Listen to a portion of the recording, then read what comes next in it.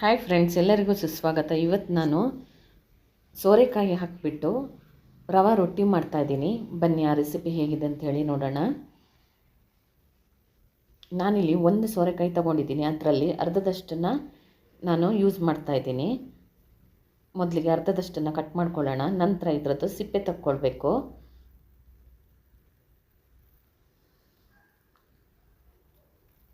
ಪೂರ್ತಿ ಸಿಪ್ಪೆ ತೆಗೆದು ಒಂದು ಸಲ ಇದನ್ನು ವಾಶ್ ಮಾಡ್ಕೊಳ್ಳೋಣ. ನಂತರ ಇದನ್ನು ತುರ್ಕೋಬೇಕು.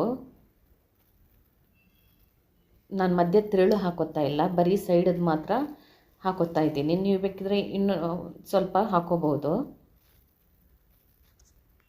ಈಗ ಒಂದು ಬೌಲ್ಗೆ ಇದನ್ನು ಹಾಕ್ಕೊಳ್ಳೋಣ, ತುರಿದಿಟ್ಟಿರೋಂಥ ಸೋರೆಕಾಯಿನ.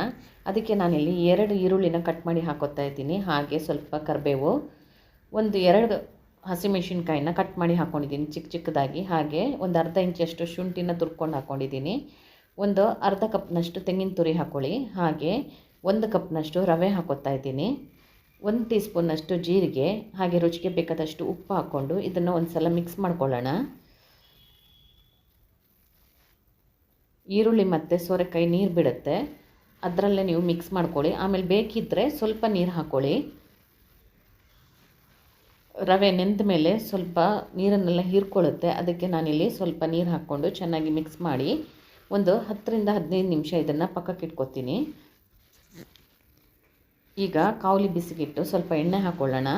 ನಂತರ ಒಂದು ಚಪಾತಿ ಉಂಡೆಗಿಂತ ಸ್ವಲ್ಪ ದೊಡ್ಡದು ಹಿಟ್ಟನ್ನು ತಗೊಂಡು ಇದನ್ನು ಲಟ್ಟಿಸ್ಕೋಬೇಕು. ನೀವು ಬೇರೆ ಅಕ್ಕಿ ರೊಟ್ಟಿ ಎಲ್ಲ ಮಾಡ್ತೀರಲ್ಲ, ಹಾಗೆ ಇದನ್ನು ಲಟ್ಟಿಸ್ಕೊಳ್ಳೋಣ. ಸ್ವಲ್ಪ ಕೈನ ನೀರಲ್ಲಿ ಮುಳುಗಿಸ್ಬಿಟ್ಟು ತಟ್ಕೊಂಡ್ರೆ ತೆಳುವಾಗಿ ರೊಟ್ಟಿ ಬರುತ್ತೆ.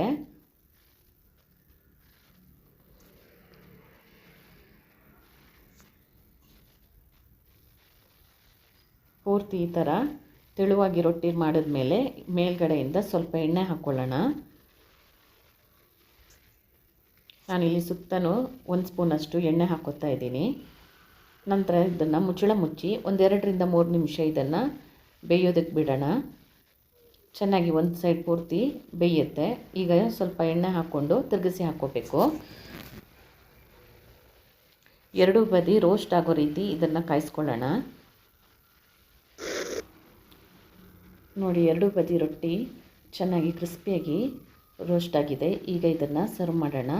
ನಾನು ಇದ್ರ ಜೊತೆ ತೆಂಗಿನಕಾಯಿ ಚಟ್ನಿ ಸರ್ವ್ ಮಾಡ್ತಾಯಿದ್ದೀನಿ.